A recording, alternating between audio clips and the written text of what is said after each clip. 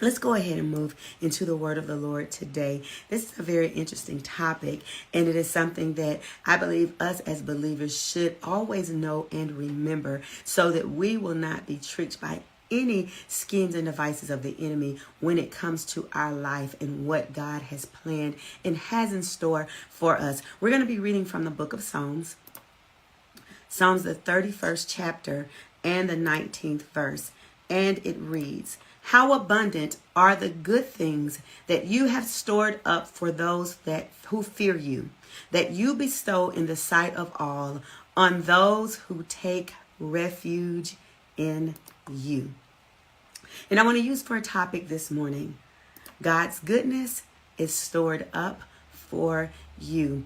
As we look here at the book of Psalms, we know that all of the Psalms was not written by David. However, this particular one was. And while we're taking a look at this 19th verse, I want us to just jump on up and let's just take a few moments to read up until the 19th verse, because I want you to hear what's happening in this chapter in its entirety so you can really understand and appreciate David saying here that God's goodness is stored up for us. It says, "For the director of music, a psalm of David. In you, Lord, I have taken refuge. Let me never be put to shame. Deliver me into your righteousness. Turn your ear to me. Come quickly to my rescue. Be my rock of refuge, a strong fortress to save me. Since you are my rock and my fortress, for the sake of your name, lead and guide me. Keep me free from the trap that is set before me, for you are my refuge. Into your hands I commit my spirit. Deliver me, Lord, my faithful God." Now, I want to stick a pin in it for a moment because there are a few things that we know as believers. First of all, David is writing this psalm in a time, in a period when Jesus has not even come. Jesus has not been born. The Messiah is not here. So there has not been the redemption of salvation through Jesus' dying on the cross. However, David still has a strong belief and a strong confirmation in the fact that when he prays and asks God to answer his prayers, that his prayers are going to be answered and that he can trust in God, that he can take refuge in God. And so I'm making this comparison because in today's society, we are absolutely living by grace. We didn't have to make all of the sacrifices with the goats and bullocks and sheep that David had to make. We did not have to even go through all of the rituals that David had to go through. But one thing is apparent is that we serve absolutely unequivocally the same God who is able and who can and will deliver his people and allow them to come and take refuge in him. In fact, he says in the second verse, "Turn your ear to me. Come quickly to my rescue. Be the rock of my refuge, a strong fortress to save me." Even today, God is still answering the prayers of his people. He says if we call on him, he will hear us. He says, "Turn your ear to me, God. Come quickly to my rescue." God wants to come to the rescue of his children. He wants us to call on him so that we can depend solely on him and that he will come to us as a good father and rescue us from any situation that we may face. David says, "You're my rock and you're my fortress. For the sake of your name, lead and guide me." God is going to be there for his children because of the sake of his name. I told the church on the other night that our testimonies, our personal testimonies of what God has done, how he saved our children, how he gave us a promotion on our job, how he's making provision for our families, how he's healed our bodies. These things are just byproducts of our salvation. God is going to do these things for you. He has these blessings already stored up. He has it already in mind for you. Why? Because he is our rock, our fortress. He is here to free us. He is here to save us. He is here for the sake of his name, to make sure that we receive all of the benefits of the kingdom so that his name will continue to be praised, so that glory will continue to be brought to his name, because we will see the excellency of his power and know in his full totality who he is as our God. David goes on to say in the 6th verse, he say, "I hate those who cling to worthless idols As for me, I trust in the Lord.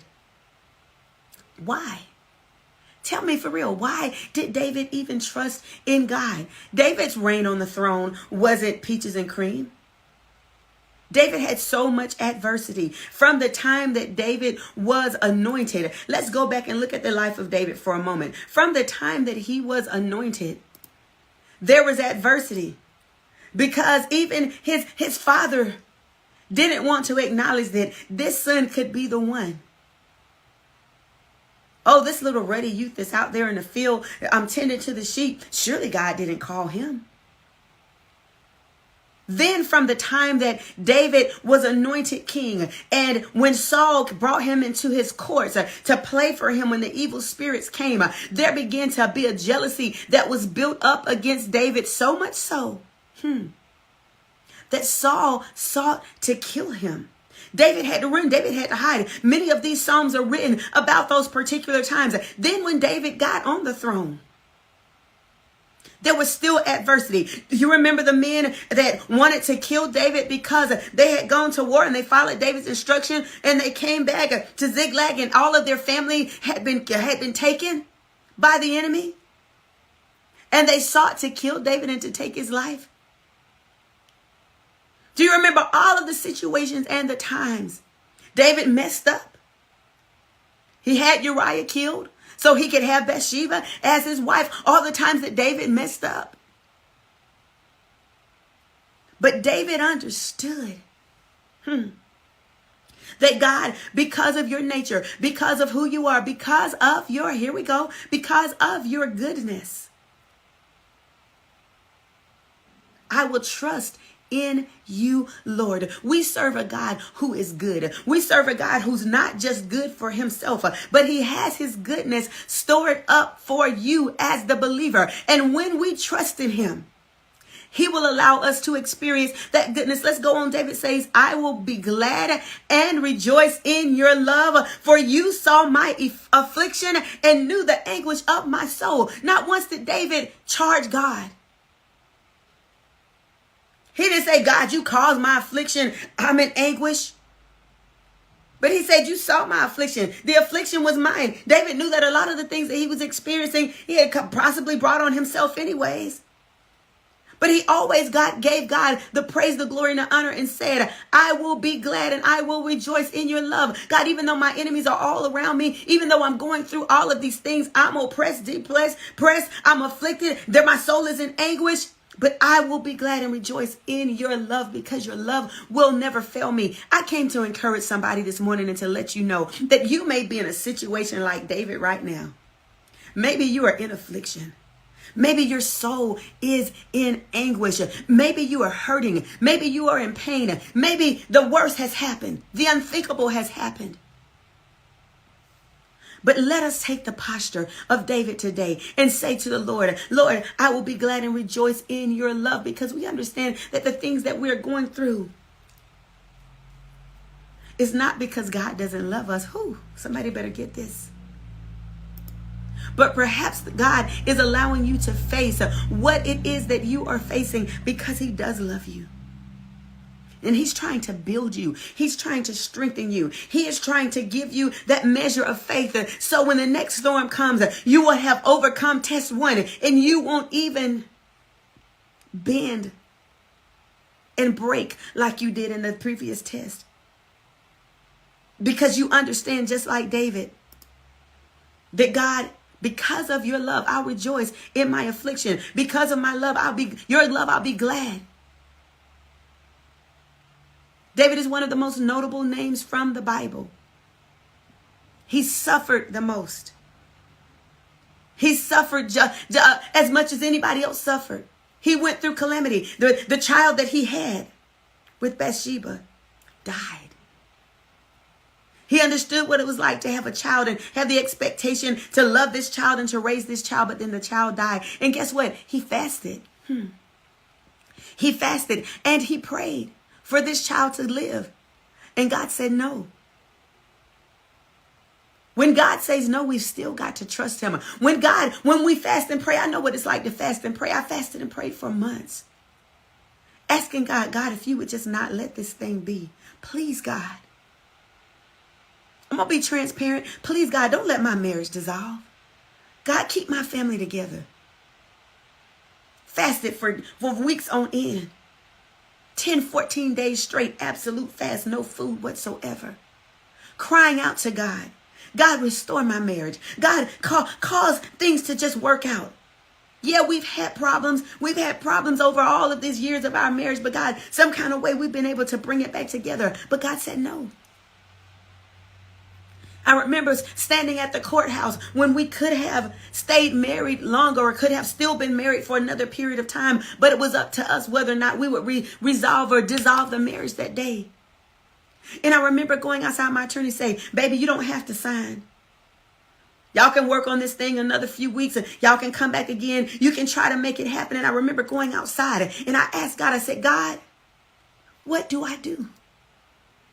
Do I stay and fight it for another day? Or do I agree with my husband and go ahead and sign and free the both of us and we go our separate ways? And I remember hearing the voice of God saying, Danielle, sign the papers and give him back to me.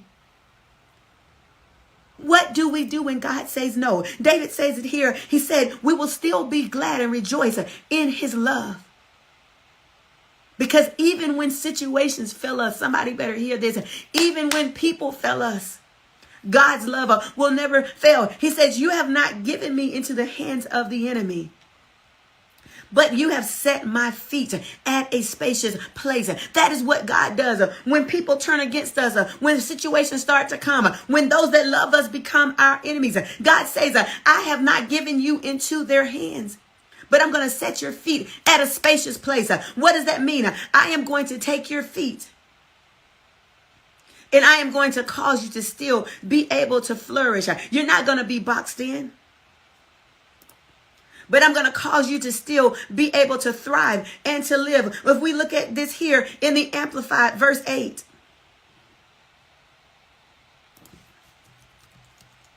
Come on here, Psalm 31. You're messing with me. It says, who? And you have not given me into the hand of the enemy, but you have set my feet in a broad place. You have given me room to maneuver. You have given me room to make an escape. You have given me room to excel and to achieve more. That's what our God does because of his goodness. Let us go because I'm almost out of time here. If we go back to the 9th verse, he says, be merciful to me, Lord, for I am in distress. My eyes grow weak with sorrow, my soul and my body with grief. My life is consumed by anguish and my years by groaning. My strength fails because of my affliction and my bones grow weak because of all my enemies. I am the utter contempt of my neighbors and an object of dread to my close friends. Those who see me on the street flee from me. I'm here to tell y'all, I know what it's like to be in that position. I know what it's like to be friends with people one day, and because of the fact that they got to make a choice and you're on the other side of the choice that they made, that when they see you, they don't even want to speak. The same ones that said, I love you, old first lady. You the best thing since sliced bread. And they said that on one Sunday, and on the next Sunday, because you don't show back up, they treat you like you never existed. I understand what David is saying here. He says, because of all my enemies, I have become a reproach and a disgrace, especially to my neighbors, an object of dread to my acquaintances. To those who see me on the street, run from me. I have seen people, y'all, that have said they love me, and as soon as I see them in a grocery store or Walmart or across the street, they turn and go the other way, like they never knew who I was, like I wasn't there before they came, like they didn't have a place to worship in because of the fact of the sacrifices that I made, the sacrifices that my family made and sold. But guess what? Just like David said, I'm forgotten like a dead man out of my mind, like a broken vessel. Let's go down to the 13th verse. For I have heard the slander and the whispering of many. Terror is on every side while they scheme together against me, and they plotted to take away my life. But as for me, come on, y'all, this is where the great goodness of the Lord begins to kick in. David understands who God is. In the 14th verse, he says, but as for me, I say I trust in you, God. You are my God, my times are in your hands. Deliver me from the hands of my enemies and from those who pursue me. The Amplified put it this way: my times are in your hands. Rescue me from the hands of my enemy, from those who pursue and persecute me. The God that we serve is so good. The God that we serve has so much goodness stored up for us that even when people fail us, even when we can't trust people anymore who said that they loved us, God said that he will be there. He said, so make your face to shine upon your servant and save me in your loving kindness. Let me not be put to shame, O Lord, for I call on you. For the wicked godless to be put to shame, let them be in silent in Sheol, the netherworld, the place of the dead. God will not allow you to be put to shame. That is one attack of the enemy against our character and against our mind, is that he wants us to feel like that we are being persecuted on every side. People are turning against us. And so he causes us to operate in a place of shame. But can I tell somebody this morning, let that shame go. Whatever it is that you are experiencing that's making you feel embarrassed. I've told people many times, I said, I feel people that were close to me when I was going through my situation. I said, I feel so ashamed. I feel embarrassed. I feel humiliated. But then the goodness of God stepped in. God said, daughter, why do you feel that way? Don't you know that you still have me? It does not matter if everybody that said they loved you has left your life and turned against you and talked about you like a raggedy, no good dog. Don't you know that you still have me? There's no reason for you to be ashamed. There's no reason for you to feel downtrodden. There is no reason for you to walk around with your head down. I want to encourage somebody this morning, just like David. Lift your head up. Lift your head up and say, God, I will trust you. Why? I'm going to tell you even more of why, because as we continue to go down and read here in this 18th verse, and then it's going to get us to our point for our topic, and the verse that the topic came out of, and we're going to close. But in this 18th verse, he said, let the lying lips be mute, which speak insolently and arrogantly against the consistent righteous with pride and contempt. This is why you don't have to walk around shameful. This is why you don't have to walk around with your head down. This is why you don't have to walk around saying, woe is me. Oh, my enemies are getting the best. Because just like David prayed, God is going to do this for you because you belong to him. The lips of the lying are going to be silenced. They're going to be silenced. Those that speak against you, they're going to be silenced. That's what God had to show me. The devil tried to put so many lies out about me, saying this is why this happened, and this was the cause of this, and she must have done this, and this happened. But the devil is a liar. And God silenced the lips of those that lied on me. God silenced the lips of those that turned against me. It's been that way my entire life. When we learn to trust in God, people sometimes don't like you, honey, just because of the way you look. People sometimes don't like you just because of who they think you are. Sometimes people don't even like you and never sat down at a table with you and broken bread, don't know what your house looked like, don't know what the inside of your car looked like, never rode with you, never hung out with you a day. But then somebody meets them and they ask you, well, tell me about Pastor Danielle. Girl, see, I heard that this used to happen and she did this or that. And yeah, you know, she got 3 children. Before she was married, she had 3 children. And I don't even know who the baby daddies are. They'll get out there and they'll try to put you in a place of shame. But God will cause their lips to be silenced. And then David says it here, and this is where we're going to end. But David says to God, how abundant are the good things that you have stored up for those who fear you, that you bestow in the sight of all on those who take refuge in you. The Amplified says, how great is your goodness, which you have stored up for those who reverently fear you, which you have prepared for those who take refuge in you before the sons of man. This is how you're going to get these promises of God to be executed over your life, where the lips of your enemies will be silenced, where you won't be put to shame, where your enemies won't trap you, where God will create a broad place for your feet, is when you reverently fear him and you walk upright. That's one of the things that even causes you to be able to stay focused and not be distracted by the lies of the enemy. When you know, God, I know I've done the right thing. God, I know that I have feared you in this situation. I have not been disrespectful. I have done everything that I know is right. I have loved the way that you called me to love. I have done exactly what your word says I should do. God, I did right in this situation. That's why we can't try to get vengeance on people. This isn't even in my notes. But that's why God has called us to walk in a higher standard of integrity as his believers. I know it hurts. I know you want to get even. I know you want to at least put your own lie out there too, since they lying on you. I know what it feels like.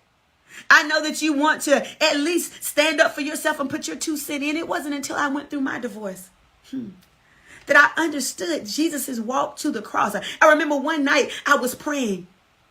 And God gave me a broken spirit. And I said, God, now I understand. And I started to walk around with my towel over my shoulder as if I was carrying a cross. And I said, God, now I understand. I'm going to carry this cross for you because they said you went to the hill and you didn't say a mumbling word. God, even though they're slandering me, even though they're lying on my name, even though, God, they are persecuting and saying all manner of evil against me falsely, I won't say a word. Because I'm taking up my cross and I'm following you. I'm following your example. See, the enemy will distract us with us trying to retaliate. The enemy will distract us and will cause us to get our eyes off of God and his goodness when we try to open our mouths and get even. But David is saying, how great is your goodness?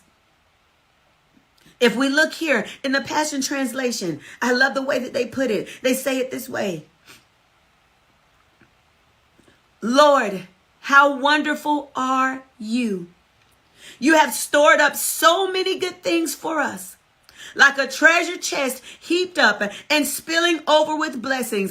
All those who honor and worship you. Don't you stop worshiping God just because you were going through a test and a trial, because when you stop your worship, you stop your blessings. God has the goodness stored up. Hear it. Hear this. Listen to what the scriptures say. It is stored up. That means he hasn't released it all to you yet. He hasn't released it to you yet. It's stored up. But the way that you get him to open that treasure chest and to get those blessings out to you, to stand up on your behalf, is when you honor and worship him with your life. When you honor and worship him in a situation where you could do evil for evil, but you say, God, I'm going to honor your word and I'm going to worship you and I am going to love unconditionally the way that you told me to love. It says everybody knows what you can do for those who turn and hide themselves in you. You know what? Let me tell you something. Now, I'm real big on, I'm going to stand up for myself. Ain't nobody going to punk me down. My mama didn't raise any punks. I grew up on the South Side. I graduated from Baker High School. So you can get the business if you want the business. You can get all the smoke if you want it. And God had to teach me. It's okay for you to turn and hide. Ooh. And that doesn't mean that you're a punk. That doesn't mean that you're a pushover. That doesn't mean that you can't stand up for yourself. But that just means you understand that you don't have to. Because when you understand that you belong to me, and because I have goodness, I have blessings stored up for you, I have protection and provision stored up for you, then that means because it's my son and my daughter, you can turn and you can hide yourself in me. If I will fight your battle, I will stand up on your behalf. I will make your name great. I will close the mouths of your enemies. I will send them running. I will cause them to scatter. Because you choose to turn and hide in me rather than taking it out putting things in your own hand. I want to encourage somebody today to remember that whatever it is that you face, God has goodness and mercy stored up for you. He has greatness for you. And the way to get it, the way to tap into it, it's for you to be obedient. It's for you to fear him. It's for you to take refuge in him. It's for you to trust him completely. David praises the Lord's lavish goodness in this verse. He doesn't place a measure on God's goodness because God's goodness is immeasurable. And when you understand that, when you know that the goodness of God cannot be measured, what you desire, what you expect of God cannot be measured. See, this particular part of the Psalms is coming after David has expressed sorrow over persecution and abandonment. But despite hardship, David tells God, God, I still trust you. And Lord, you are the foundation of my confidence. David asks God to be forgiving and merciful and preserve him from the attacks of the enemy. And this passage celebrates God's forgiving nature while looking back on prior instances of rescue. So David is saying here, God, I see what you have done for me, and you have proven to me that you have a well of goodness that I can continually draw from as long as I praise you. That's why we got all these Psalms here. That's why we have this recollection of David just giving worship and honor to God. Oh God, how great is your name in all the earth. How could he say this when all of these things had happened around him? Because he had experienced the goodness of the Lord. Paul writes in Romans 5:17 about the abundance of God's grace. That's what his goodness is. It's called his grace. He says, where sin increased, grace abounded all the more.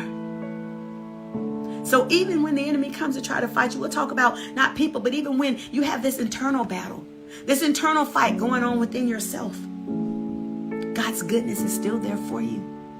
Maybe you did sin. Maybe you did mess up. Maybe you did allow the enemy to speak in your ear and you fell to the temptation. It's okay. Because God says, I have my grace. I have my goodness stored up for you. And where sin does abound, where sin increases, my grace is there even the more. My goodness is there for you even the more. According to David, God's goodness is not merely plentiful, but it's stockpiled up for you and already ready. You know those people that when it in these movies and the zombies are coming, it's the end of the world, and you got that one man that he's got this bunker full of MREs, food, water, and everything that can need, and at the end of the movie, while everybody's dead, he's still down there eating, and he's protected. He's got a stockpile of everything that he's needed. That is what God is saying. When the worst comes against you, it's okay. You can take refuge with me in my bunker, and I've got stockpiled in here goodness and mercy already ready for you. Hit this in this goodness, David says, is there for those who reverence God. The believer does not have to worry that God's goodness will suddenly run out, because it won't. It will never run out. I like to sing this worship that says, your love is a never-ending well, and it never runs dry. It never runs dry. God's love, his mercy, his goodness. The Bible says it endures forever. It never runs dry. He's just got it stacked up and stacked up and stacked up as far as the eye could see. It's just like when you're on the beach and you look out at the ocean and you can't see the end. But the only thing there is that you know that there's an end there. But it's just the same visualization, that just like you visualize and you can't see the end, but there is no end to God's mercy. And you just keep looking out over a sea of goodness. You keep looking out over a sea of mercy. Those who reverence him also trust in him for protection. David views the Lord's goodness as available to those who take refuge in him. Nahum 1:7 affirms it and says, the Lord is good, a stronghold in the day of trouble. He knows those who takes refuge in him. I want to tell somebody today, as you're getting ready, as you already may be in the car, you may already be there, getting ready for work, getting ready for school, going to a doctor's appointment, just riding around, staying at home, whatever it is that you're going to do today. The enemy is on his job. We talked about him the other night. He's been reduced to just a tempter and an accuser of the brother. He has no power. So what he does is he sits back and he watches him wait. And he waits for that opportunity when you're already a little frustrated. He waits for that opportunity where you're already feeling a little downtrodden. He's waiting for that opportunity where you already feel a little weak in your strength. And he's going to bring something to tempt you to fall from your faith, to fall from this posture of grace, so that you won't draw from that well. But I want you to stand today, and I want you to be encouraged and remember that even when things around you don't seem so good, that it's okay. because you have a well that you can draw from. The goodness of the Lord. His grace is always there for you. His mercy is always there for you. His loving kindness is always there for you. If you show up to work and don't nobody speak to you today, that's all right. Don't get in your feelings. If you walk in the house this evening after working so hard and nobody appreciates you and honors you, that's okay. Draw from the well. Draw from the well. Draw from the goodness of the Lord. He is there for you and he loves you. Let us pray.